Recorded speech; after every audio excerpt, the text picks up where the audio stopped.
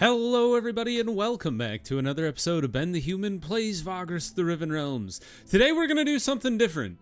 I decided, last minute, that I'm going to go hunt down where Javek is. He's out in the desert to the west of Larnak somewhere. It's actually a little tricky to get him if you pick him second versus having Sidarius in your crew, because he's like in the middle of the desert. And you don't actually have a marker for him anymore if you pick Sidarius first. So I'm going to show you, first of all, where you can find him. And secondly, I'm going to show you what happens when Sidarius is still in your crew and they run across each other. So it's actually quite interesting. So we're going to go do that, and then we're going to help Javek on his quest and see where that leads us. So... because there's not a whole lot for us to do left in the game, really. There's a few things over in the Bronze Desert. We may or may not get to those, depending on if I do them and think they're interesting enough to show you or what. But we're definitely going to show you Javek's questline here. So we're going to start that right now. Trudge towards the city gates. We have 10 days worth of food, and I know where to find him, so it shouldn't be that bad for us. So if you start at Larnak, you want to go due west and then down around this kind of pit here where you have this divergence. Go down first. We'll camp. And then we're gonna go this due west again. So you go, scavenge what they're worth. What did we find? Carcasses of large sandworms. Sure. Sweet. Ivory and chitin. So when you're leaving from Larnak, like I said, west, down one, continue west. And then what you want to do is go up here, and I believe it's right here. Right here. Ta-da! No, not too bad. It's kind of equidistant between Vitrar, Larnak, and Tectum Carvus. Just follow exactly what I did when I left Larnak, and you'll find it no problem. So we found a neat little oasis here. The Comitatus pushes forward until you bid it halt. Below and to your right, a depression of rocky terrain forms a wide gully. Nestled in the gully is the faint glimmer of an oasis in a quaint but sparse glade. It is small, but the environment that surrounds it and your chart make you certain. This is the location where the great sorcerer Braxius spoke of can be found. A scorching, howling wind hits you before making its way through the rocks below. The place seems all but abandoned, though some would posit that you would do well to take heed and tread carefully. Let's head down to the oasis with your companions. Leaving the rest of your crew, you gather up your companions and begin padding down the gully, drawing closer to the oasis. The closer you get, the more is revealed. Sparse vegetation comes into view, and you realize that the wind that plagued you is no more. Deeper still, you enter the oasis itself, where you walk the glade that cloaks smaller lakes that dot the area. At length, you come upon a tent, small but surely sufficient for one man, and a campfire that seems ready to die. In silence, you scour the area together for hints of somebody, anybody, and then a voice speaks. Please leave. It would be unfortunate if things were to get ugly. Astonished, you realize that the voice spoke in your mind. You speak aloud in response to it, affirming your desire to stay, at least for the time being. Then tell me what it is you seek. You tell the voice that you are here for a sorcerer of great power. There is a silence for a moment after you speak. Great sorcerer, the voice retorts with a touch of mocking incredulity.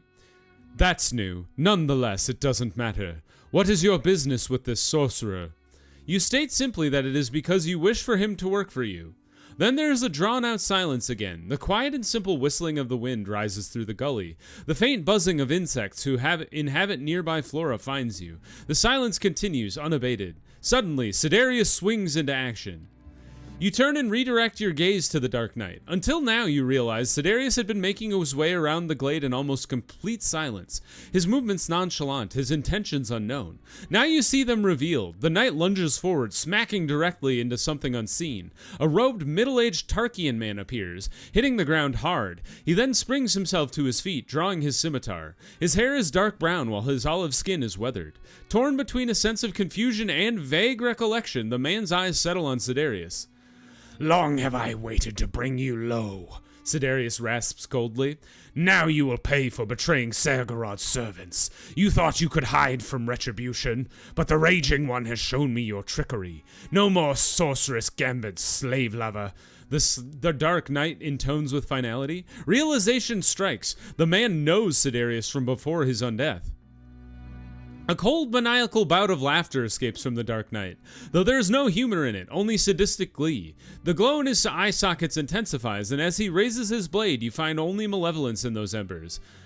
You seek my help, but you bring an assassin to me? The sorcerer shouts, shocking you into the need to grasp the gravity of the situation. The two men stand before you. They appear to be bitter rivals, to be sure, and it falls to you to decide which one lives. We will back up Javek and bring down Sidarius, because we need to find out what Javek's plans are. It's kind of wild that you can have them fight each other. So let's bring some frontliners here. Can only have 3, so bring Skornar. And I'm kind of thinking we bring Krifta? Because, like, Nadir is great. Oh, you can only have 3 total. Never mind. I was going to say, Nadir is great, but Krifta is better at, like, single target attacks. Boost Gorgoros, who can attack twice. Break Sidarius' armor. Sorry, my friend. Mind Blast? What do you got? What do you got, Javek? You got a Mind Blast? Burn the mind of the foe, literally frying their brain. Excuse me. We can move them around. This is his melee attack. And then Premonition, which is a big boost to our allies. So let's go for the Mind Blast first. 2 damage, not terrible, but not great. I've been baned. Axe him a question. Break his armor, and he's down for the count. Easy peasy. Farewell, good friend. As Sidarius falls at last, you watch the Dark Knight curiously seek surety of his demise. His massive undead frame crashed into the ground, coming to rest beside a small rock pile. You move closer to examine the body, and the same voice previously only spoken in your head now comes to the fore through vocal cords. It is the sorcerer's voice, and it resonates with gratitude. Thank you for your timely intervention there, Vagrus, but can we be sure that he is truly dead? He asks, puzzlement and concern striking his weathered features. Your gaze probes Sidarius' form once over before, concluding that yes, the knight's life force has left his undead remains. Where once his eyes glowed with malicious unlife, that unholy vigor is no more. Look, if you don't mind, I'd rather we bury the bastard, the sorcerer says tersely. We have a history, and I'd rather he remains dead this time. I'm positively certain that neither of us understands the final details of his undeath, he continues, now more chipper. And I don't know about you, but I'd rather not find out. Seeking not to cause conflict, you oblige, corralling your Komes into burying the armored body deep in the oasis, obscured from view below a jutting section of wind-battered rocks. They get to work with Vim, and while you wait, you join the sorcerer back at his meager camp. He introduces himself as Javek, and when you ask him about how he knew Sidarius, he begins to tell you a story about a Vagrus, not unlike yourself, under whom he served, Tiberius Aburo, which begins near the Mountains of Fire, where a desperate comitatus faces a dire situation, with many difficult decisions in their immediate future. And even as Javek begins to tell it, you already know the story. You let it be known that you have all heard it all before. But where? Javek asks, his expression and voice contemplative. Everyone who was on that journey is dead. Tiberius, the crew, and any surviving abolitionists. Unless Sidarius? Did he speak of what happened? You tell him that an aged wanderer named Agos was responsible, and that the old-timer apparently traveled with Tiberius's comitatus, and years later told you the whole story. I recall no such person. Javek seems confused. I knew the crew well, all of them by name. I remember a handful of passengers we had, yet this Agos? No, there's nothing, no memory. You postulate that a crew member may have made it out alive somehow and then lived to tell the tale, now going by the name of Agos. While at first neither of you is particularly convinced by this story, you soon divulge it was Agos too who led you here through a proxy. I don't know. Javek contemplates your suggestion. Plausible, perhaps, but how did he know to find me here? And who is this old man, truly? I find it rather unnerving, but since neither of us knows the truth, there's nothing to be done about it at present. Moments later, a crew member returns to you to inform that Sidarius's body has been buried and his dark steel sword confiscated. You then turn to Javek and ask him again if he will work for the Comitatus now that the threat to his life has been taken care of. The threat you brought here yourself, right? Javek asks you with a tired smile. Well... We gained an exquisite weapon, Sidarius was removed from your Comitatus, and we gained some insight. Javek reflects quietly for a moment, deep in thought. No, I don't want to work for a Comitatus, he says at last. I've had my fill. I do not mean to be rude, and I appreciate the offer. I really do, but no is the answer. I do, however, have a counter-proposition. Take me to the Crimson Gate. I will pay you well and earn my keep. I can guarantee you that. You take a moment to consider the sorcerer's offer, but before you can respond, Javek speaks again, seeking an answer. So, what do you say? It's time I got moving anyway. Try to make him reconsider working for you? You try it all. Charm, arguments, bribery, and straight pleading. None of it flies with the Tarkian sorcerer. It is as though he has built some kind of mental bulwark against indulging you. My mind, it is not so easily changed, he quips, a smile escaping his weathered features. Now please, if you would, care to take me to the Crimson Gate? We will agree to take him there. My thanks. It'll be good to be back on the road for a time. Oh, and before I forget, he mumbles and thumbs a pouch on his side, producing a scroll covered in arcane symbology. This may prove to be of some interest to you. It is a text of Kalani magic. I have already read its contents, but should you have use for it, it's yours, Javek says cheerily. You take the scroll and pocket it. The Tarkian sorcerer's mood has brightened somewhat, and his voice makes it as much clear. Now, I'm essentially packed and ready. Should we get going? Or is there anything else on your mind? You do have questions for the Tarkian sorcerer, when we gained an arcane text. Ask him what he was doing here. What any hermit seeks to do, get away from civilization, he responds quickly, like his point should be obvious. You ask him why he wanted to get away from it. Too much noise, Javek says simply, frowning. If you'd experienced, seen, and heard what I have, you'd understand. People, there is such a mixture of emotions within them. I can hear their thoughts, though not willingly. The strength of one's emotions exacerbates this noise for me. At times I must actively focus not to hear an individual's surface thoughts and feelings, he confides. Once out here, I need not pay mind to anyone, nor hear their shortcomings. Well, usually at least. Javek scratches his chin, lost in thought for a moment. Perhaps he is contemplating his life as a recluse or a lone wolf. I've lingered here too long, he affirms at last. The time has come for a change. Let's inquire about his seemingly arcane skills and abilities. I have a few talents in my arsenal, and they are, well, fairly unique. The magical abilities that I can wield can sense and alter thoughts and emotions, though to do so causes great discomfort to the subject, so I try to avoid it in general, Javek says, pausing afterward to consider something. I have vowed not to perform deep reads on the minds of those who do not explicitly allow it, and this is a vow I intend to uphold. Surface thoughts and feelings are different. I'm blocking them out constantly, but strong emotions can still get through. You ask if his preference for mind over matter has any practical use outside his ability to influence and read thoughts. Indeed it does. I have a long history of handling beasts and comitatus. In fact, it's the first use I found for my telepathic talent. I can sense their moods, too, he adds. Impressive traits, yet one question remains. How would the Tarkian do in a fight? My mental capabilities manifest in a number of ways, Javek replies. I need not enter a subject's minds deeply to inflict grievous harm. Only if the need arises, of course. I can also administer some brief control over some minds, especially weaker ones. He's a Jedi. Ask him about his destination and plans for the future. My plans are my own, he says cautiously. Look, I don't want to be rude, but I'd rather not go into the details. I've thought of visiting the Dragonlands for years, and now seems as good a time as any. You tell him that it might take a while to get there depending on the needs of the Comitatus and the flow of opportunities. Fair enough, Javek replies, not unkindly. I'd rather like to think it's a worthy journey, that it's better to get there safer than sooner, he concludes, bringing the short exchange to an end. And then probe him about his sorcery training. Loose fingers curl up as Javek scratches just below his goatee, contemplating the answer.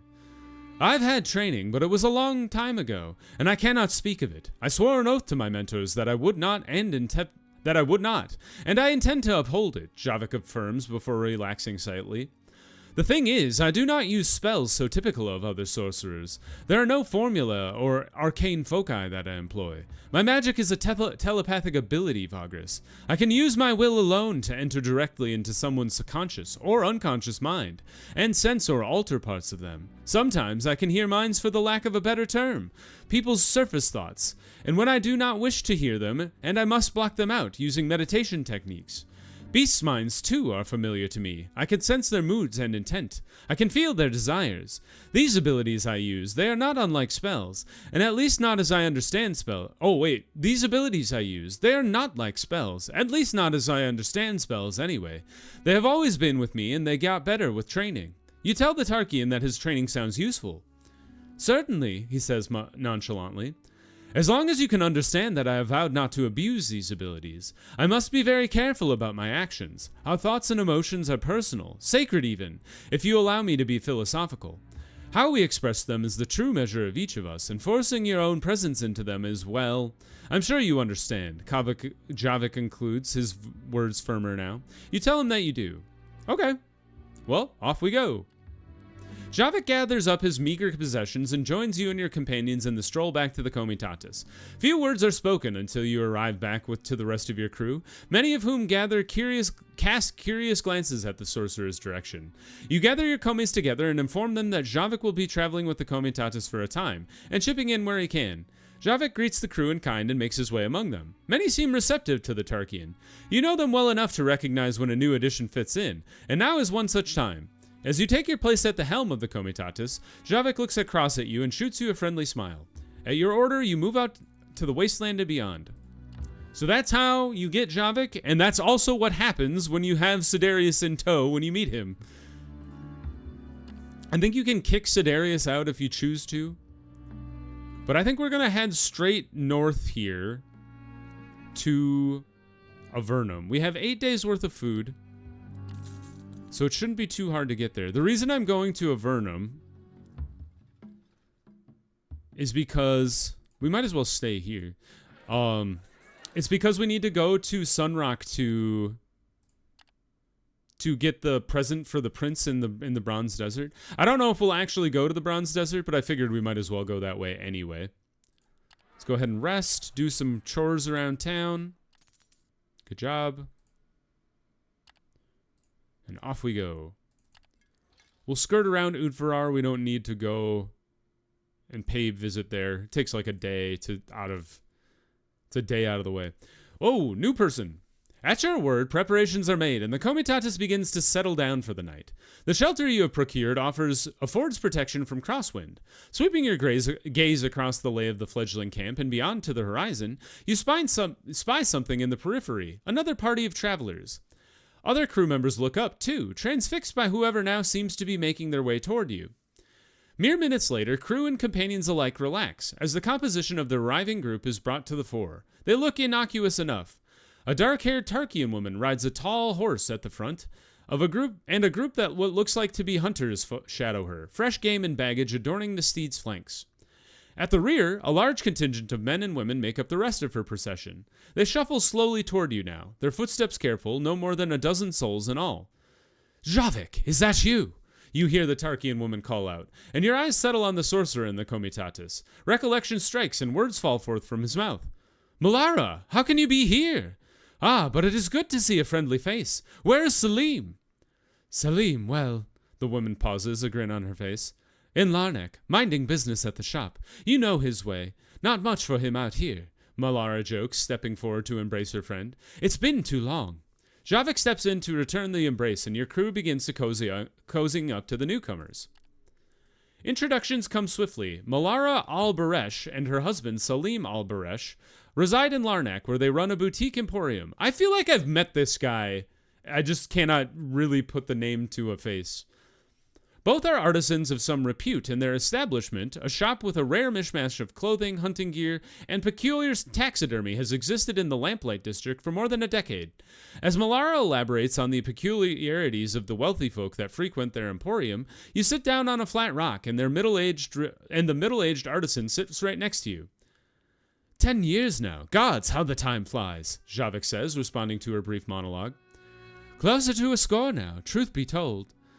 Malara clarifies. Things are the same as they've always been. Salim handles the numbers while I bring home what's needed. Simple. And today, I might add, dear travelers, she says, addressing both you and the crew, today we have a fine bounty. Our hunters return triumphant from the fray, having taken down the beasts that once stalked us. Come, eat and drink with us, she implores. We know the wasteland like you do. Moments of respite are rare, and we must grasp them when we can. Surely you agree. Malara comments with a playful, mocking edge. Surely I do. Javek laughs. Why not? Come, count me in. And you, Vagrus, will you join us in this little revelry to celebrate meeting good friends? I've got a case of wine I've been saving. We could share and dole them out to each other's crew. It would be my gift to you. What do you say? Malara asks, her eyes meeting yours. Her demeanor is warm, her smile welcoming. With the tenor of the night all but sealed, little remains but to decide what to make of Malara's gift. For the time being, most eyes have settled upon you. We'll accept it. Why not? Duly appreciated. You hear Malara say quietly, and you feel the weight of her words. Let us begin then, for the night is long, and we must load it with possibilities, she postulates playfully, fixing you with her brown eyes, her smile holding. Is she flirting with me? What's happening here? You give the Tarkian free rein. Time set aside for relaxation could not hurt the crew, and while intoxication can on occasion prove disruptive, the tone has already been set. Javek has encountered a friend on the road, and the situation elicits a little celebration. Besides, the company and the quantity of wine look harmless enough. Hours pass by lightheartedly. Groups fracture and move among each other's ranks. Men and women of the Comitatus exchange warm banter with their newfound friends. Bottles of wine disseminated by Malara proliferate. Truly, tonight is a night of conversation and contemplation. Softly sung, communal music rises as the evening blossoms. And while more colorful tales of woe and triumph are bandied about, you become sure that this night will be one to remember. The night continues, as does the conversation between the three of you. As talk flows, so too do stories. The tales speak of folk struggling against the odds, battling determined, facing the hardship of the wasteland you know so well. Malara, too, knows these trials and tribulations, according to the artisan. She has faced many obstacles in her time traveling these realms. They do not mirror the struggles the crew and the Comitatus have faced under your leadership, but they are certainly of note. Lost in the evening's eclectic embrace, you share easy conversation, while soulful choruses from other campfires linger in the background. The similarities between the two of you become stark, and with them, Javek's curiosity. And would you consider yourself a Vagrus too, Malara? Sounds like both of you have great many challenges in front of you, Javek muses, sparing a glance in your direction. Might there be some common ground? Malara laughs, a rich, cheery sound, before she responds. I'm not so sure I'd go as far as to call myself a Vagrus. Seems to me like the life of a commander and a leader, and Anubis knows I am no such woman. Javek's eyebrow shoots up, and he draws on his goblet of wine before offering a conclusion. You were always too humble, the sorcerer muses before shifting his eyes to you. I'll leave it to the expert. What's your take? Can we place Malara among your fellow Vagri? Malara avoids your gaze. There is a sense that she cares what you have to say, but perhaps she doesn't wish to reveal her curiosity. Tell her she seems cut out for the life of a Vagrus? Comment that she should follow her heart and do what makes her content? Subtly insinuate that she should stick to what she's good at, which is small operations? Tactfully avoid the question or mock the idea? I think that, being a Vagrus is all about wandering around and not actually having a home. It sounds like she has an actual home in Larnak, so I don't think leaving and being a Vagrus is, truly great. Skornar and Javek gained loyalty, Nadir and Garrick lost loyalty. Well, whatever. Kind words from a strong leader, Malara responds, shifting the warmth of her brown eyes and weathered features to you. With the Tarkian artisan sitting so close, you cannot help but smile back. It's only polite. Over the course of hours, the conversation meanders and many topics are explored. The energetic atmosphere, the singing, and the general revelry are contagious. But as the hour becomes late, you conclude it is time to turn in. The morrow is a new day, riddled with possibility and danger. You rise and get ready to retire. After you stand, you notice an unshaven, auburn-haired man stalking towards your small gathering. Commies with both you and the Tarkian artisan have nearby are taken aback by the man, who appears to be one of the hunters you saw hauling game earlier. You also notice anguish clouds Javek's features. All right, loves, the man calls out rhetorically by way of greeting. Miss, I got trouble for you, 2 things. Dice and coin. Them Vagrus' crew are a cheating sort. Don't worry, we'll sort 'em. But first, I need some proper dice, and a chunk of coin, he declares with bluster. Course, I reckon you know it's not that time yet, which is why I gotta ask you for an advance, lady. Wouldn't dare were it not a bloody emergency. Malara is lost in thought for a moment, while Javek's wordless discomfort continues, its source unclear. The woman reaches inside a small pouch before producing a set of dice for the man. He snatches it from her grasp. And the coin, after today's hunt, I reckon it's pretty due. You'll have to wait, Dellen. I cannot just dole out coin willy-nilly, I'm afraid, Malara responds, and for a few painstaking moments the hunter stands there, belligerence claiming his disposition. His bloodshot eyes make it clear that he has partaken in quite a lot of booze. Stop! Javek blurts out, all eyes shift to the sorcerer. Pushing through an anguished expression, the sorcerer speaks with some difficulty. I'm sorry, Malara, but this man, this hunter, his thoughts endanger the Vagrus' crew. Cheating or no, I know your intentions, Dallin. Murder, he announces boldly, and audible gasps go up. The man himself scowls, his face a mask of contorted disdain. What witchery is this then? Dallin blurts out. How could he? Do not seek to deny it, Javek goes on, stoic yet visibly struggling. Your thoughts are loud. You believe the Vagrus' man to be a cheat, and you decided to do something about it. You have both premeditation and the drunken will to carry it through. I'll not stay silent and see a life so callously thrown away. Malara is at once shocked, though her expression shifts quickly. She knows Javek well enough, it seems. Staunch and stern, her words probe the hunter. Does Javek speak the truth, Dallin? Did you intend to hurt one of our new friend's crew? Malara asks, her tone calm, her voice even. Rough up, maybe. Dallin looks at Javek. What you doing prodding around in my effing head anyway, you freak? Between Javek's pained glances and Malara's look of rightful concern, it befalls to you to make a call. Use intimidation to force him to speak the truth. I don't want to, just throw her under the bus. So let's do this. Success. One might imagine that intimidation would prove foolish against such a man, but your choice demonstrates the opposite. Curiously, when confronted with consequences outside of violence, the auburn-haired brute acquiesces. Needn't give me the lowdown. This shifty effer, the mind-reading freak, he's enough to make me lie down and take it. Look, I'll level with you. I had some thoughts. Didn't do nothing. You gonna convict me of a bleeding thought crime? What? Besides, you just can't think something doesn't mean you're gonna bloody well do it, yeah? It's the precogs. We've all seen this movie. Minority Report. But you were, Javek affirms, his features still pained by anguish. Say what you will, it matters not. I have seen the truth. The truth? What in bloody Tartarus do you mean? I ain't done nothing. No matter what I was thinking. Back me up, lady, or you're gonna side with the freak. The hunter pleads to Malara, his desperation plain for all to see. We'll get to the bottom of this, Dallin, she says, looking at him sternly. For now, please do not resist. We must place you under guard until we know for sure. The palpable silence draws out in earnest. There is something in the hunter's demeanor, a bellicose manner waiting to take over. You think to warn Javek or Malara, yet before you can, the auburn-haired brute launches himself towards Malara, a murderous intent in his eyes. Let's try to stop him. We did it. Good job, us. We lost resourcefulness in the process. Oh, that's because we used it to do better.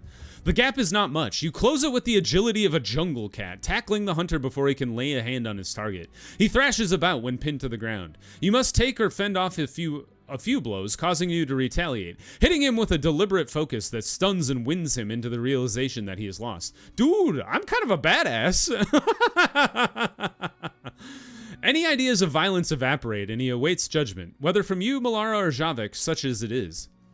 Looks like you were right, Malara says. A calmness begins to reign once more. Just as well you were fiendishly quick. Or, she trails off. No one needs to finish her sentence. All present know what would have happened had the man not been restrained. Javek glances at you, seeking guidance. Though it is masked beneath a contemplative and torn visage, there is gratitude there too. What's our next move, Vagrus? the sorcerer asks. You tell Melara and Javek that you must go to the source. The hunters and their dice game with your crew. This is a long interaction. Any notion that speaking with the hunters might alleviate matters is dispelled when you arrive with Dahlan restrained and begin speaking with their leader. The man who leads them bears a remarkable likeness to the captured hunter. He tells you that you have crossed the line and is not interested in either your explanation of events or Javek's. Tensions rise and weapons are drawn. Oh my god, we're gonna kill each other. Until eventually two groups stand opposing each other, all set to turn into chaos on one person's decision. It's crazy because we have 30 fighters and like 7 incredibly armed, dangerous individuals, and they have like 10 dudes. A wild choice indeed. It is the lead hunter who makes the first move. He lunges forward with his spear, and as he does, Melara jumps in front of the attack to protect one of your komis. She fails, and oh my god! She fails, and instead the spear impales her. Then she collapses to the ground, limp as a ragdoll. Faces from each group look on in stunned disbelief, and in a matter of seconds, Melara is dead. All light drained from her eyes. Members of each group come to terms with the gravity of the situation after a brief momentary silence, and the hunter's leader steps forward, his features crowded by grief. Please, Vagrus, accept my apologies and let us part ways. No! You killed a person! He tosses his bloodied spear to the ground. Enough blood has been spilled today, and I intend to face justice for it. Selim will need to hear of our failings, and this tragedy that came of them. I will enter the custody of the rest of our group, and then Dahlan and I will seek out Selim and offer ourselves to his mercy for what has happened here today. Before that, I offer a gift if you oblige, but the vengeance is what you must have, then take it now, the leader declares with an edge of defiance. Dude, what do we do? I'm not your friend. Kill him. Javek didn't like that. As you dictate, the time for violence is now. Forget the peace offerings and what they represent. Only blood will suffice. You give no quarter, giving the orders to have both of them apprehended before they dare retaliate. The lead hunter, clearly the more level-headed of the two, seems willing to sacrifice himself to save the other travelers, especially as they now are. Well, I'm not going to kill everybody, just the two. At your order, the two men are strung up for all to see. Then their throats are cut. A debilitating silence follows your actions, and all around you glances born of derision and fear for the brutality you are willing to summon or cast about. Dude, they just killed a woman for no reason. When it is over and both parties have separated, you command your komis to return to their nightly duties. Just when you begin to consider turning in for the night, you catch Javek's eye. He sits alone on his bedroll, a somber countenance having taken him. That he could use some consoling is all but obvious. You sit beside him and ask if anything can be done. So much death for tonight, and for what, Vagrus? He says, turning to you. I know that Dahlan and the hunters are responsible both for Melara's death and one of your crew, but this was too much. It does little to ease the grief. Revenge is a hollow and foolish venture. I had hoped for better from you, and I can't help but wonder, had I not intervened in the first place, would we have avoided all this bloodshed? It is so very needless. The thing is, I don't trust that those two men would have actually turned themselves in. That's the reason I felt like I needed to punish them right there. You say it would have made very little difference to placate the sorcerer, but he merely nods, and while staring blankly into the distance, in the prolonged silence that follows, two choices present themselves. Offer your condolences and bid the sorcerer good night, or ask him to speak of Melara. Perhaps the latter would help him process her sudden undeserved death. Yeah, talk about your friend. Gained obedience but lost morale. I met Selim, Melara's husband, some years after I left the employ of the Vagrus Sekethma. A story for another day, perhaps. Selim was one of the few Henjari had come to trust and respect. He had started his little emporium in Larnak by then, and after meeting Melara on the road, I convinced her to take a look around it in search of some knickknacks that would help her become a better taxidermist. Javek tells you, and there's an immediate sense that it is cathartic for him to speak of happier times. They were a match made in heaven, truly, Selim's business mind and Melara's thirst for adventure and hunting. Having listened earlier in the night, you ask if that is how the Emporium has come to stock hunting gear and taxidermy to sell to wealthy folks who call the Lamplight District in Larnak home. Exactly. Selim was already dealing in textiles, trinkets, and pottery, but there was nothing special about the establishment, nothing that made it unique. Once Melara and him started seeing each other, she convinced him to stock some of the taxidermy she had prepared. And well, from there came their success. Wealthy folk love that stuff. It's like a badge of honor. Proof that no nobleman and woman has been out there and killed beasts even if they haven't. The sorcerer shares, smirking at the thought. You ask Javek lightheartedly if the trio sometimes had fun at the expense of the privileged and wealthy. We did, but we never swindled them nor stole from them. We did what we could and all we could to make a living. It's a pity that it's all lost now, Javek says, trailing off before he clears his throat and focuses his attention on you. Thank you for asking, though, Vagrus, he tells you, wiping his eyes. I would rather commemorate Malara's life than focus on doom and gloom. If you'll excuse me, I need some time to think about all this, to mull it all over. Something has to change, I know that. For now, forget about the Crimson Gate. I won't be traveling to the Dragonlands. Not now. Come and talk to me in camp in a few days. By then I'll know my heart. Good night. After bidding the sorcerer farewell, you find your bedroll and a troubled, fitful slumber takes you. Wow, that was quite the encounter. Okay, let's pause the episode there. If you guys enjoyed the episode, please click the like button. It helps me out a lot. If you want to see more episodes of Vagrus, the Riven Realms, or the other videos I have going on the channel, subscribe to the channel. Make sure you have your notifications on so you know when the next videos go live. But until next time, everybody, I hope you had a good one, and I'll see you in the next video. Bye-bye, everybody!